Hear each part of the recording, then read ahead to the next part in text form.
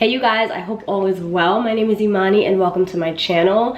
I make videos about all of my mistakes so that you don't make the same ones. I am a speech language pathologist and a YouTuber and influencer, and I absolutely love sharing my journey with you to help you through. These are all the mindset shifts and tips that I use to get through my CFY. So if you guys are interested in hearing from someone who is now on the other end of this clinical fellowship year, then continue to watch this video.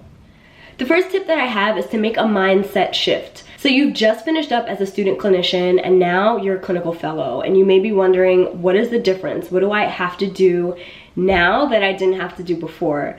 I would say the number one difference is that now you have a lot more responsibility over the clients on your caseload. So instead of just being someone who's managing another clinician's caseload, now the caseload is yours. Your name is on all the paperwork, you make all the decisions, you make all the contacts to families and caregivers, and when there's a question or a concern, it's you that they're coming to. So in order to kind of take this on without losing your mind, you also want to take advantage of the fact that you are a clinical fellow, meaning you have a mentor. So as much as you can, use your mentor for support. That's what they're there for. So ask questions, ask for feedback, get advice, talk about different clients on your caseload, really communicate what you need, because this is the last time that you'll have a mentor in the space, and it's just really important to take advantage of that now.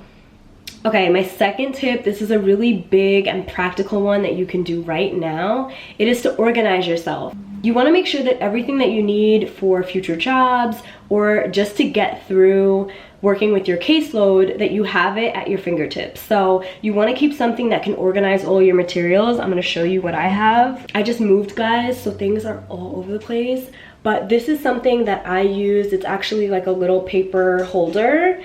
I believe I got this on Amazon, so I can link this down below for you guys, but you want to keep all your paperwork easy to get to. So something like that is really great. Keep your diplomas, keep your resume, your portfolio. You want to keep your transcript. Also, any notes that you have from past clinical experiences, keep them because you may be using some of those things later on. Also, any great materials that you made during your clinical fellowship year. Listen, myself and my colleague, we use our stuff from when we were student clinicians. We use it all the time. So you want to keep that stuff, the good stuff, not everything, but keep some of those things so that you can reference back to it and use it with some of your future clients.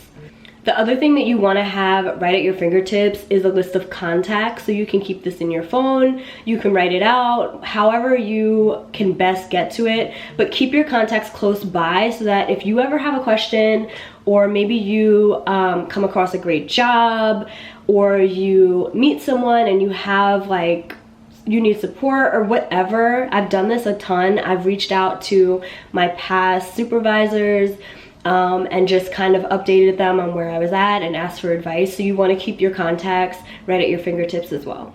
Okay, the third thing that you want to do is start to recognize where your strengths are and start to recognize where your weaknesses are. This is for yourself, not something that you're going to run and tell someone, but you want to make sure you know what you like and you know what you're good at, because now is the time that you're going to see tons of different clients and deal with a lot of different families and environments. Sorry you guys, my camera died, so I had to leave and come back. Let's get back. So I was on the third tip telling you about your strengths. You also want to look for your weaknesses or just the things that you're not interested in. So these are things that maybe you know that you have to do for your job, but it's not something that you necessarily want to hone in on. Like the fourth thing that you want to do during your CF is start to develop systems. For example, if you have a specific way that you like to do evaluations or a way that you like to take data, maybe you like to use an Excel spreadsheet, and you know that this works for you because you know how to graph it and you know how to track goals and things like that. This is where you want to start to develop those things, because as you grow, you're going to get more and more clients, more and more patients or clients on your caseload, and just a lot more to handle, a lot more responsibilities. So you want to make sure that you are having systems, keeping yourself organized and keeping yourself efficient. Some of the other tasks that you may want to create systems for is like parent outreach. Also, different forms. So maybe you have an interview form that you have for every single family when you first start with them. This is the time that you want to find that form. Maybe you want to tweak it to what you need, and then that's what you use. You save it on your computer and you keep it in a file. You keep it on your drive so that wherever you're at, you can access that form. I just find that you want to be as efficient as possible, and the way to do that is to create systems. Also, think about it. Right now you're learning, so this is the time to try different systems, talk to people and see what they love to do, get ideas and advice from other therapists. But ultimately, you want to develop your own system that works for you. My fifth piece of advice is to really just take your time, be in the moment. It is a very frustrating time, I have to be honest, guys.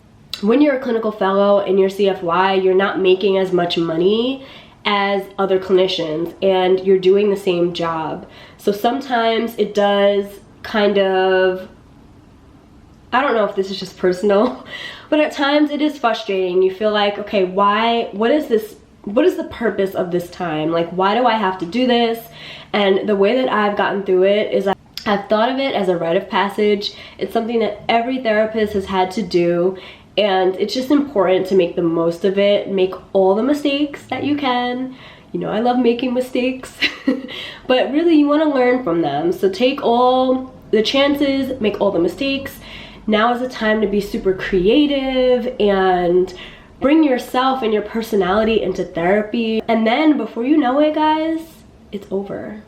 Like, I can't believe that it's been almost a full year for me of being a clinical fellow, and I was a clinical fellow through a pandemic. So it just felt so long and drawn out. But things have worked out in the end. I'm so grateful, I'm so thankful, and it did go fast. Alright guys, I want to thank you for watching this video. I really appreciate every time you guys click here, and I hope that you stay tuned for more. You have to subscribe. You have to subscribe so that you don't miss any of my videos. So hit that subscribe button down below. Leave a comment and let me know if any of these tips were helpful for you. Last thing, I'm going to leave everything that I'm wearing down below, as well as my Instagram, where I tag lots of things. I talk about lots of things, not just speech, and I think you guys would love it there as well. I will see you guys in the next video. Thank you, bye.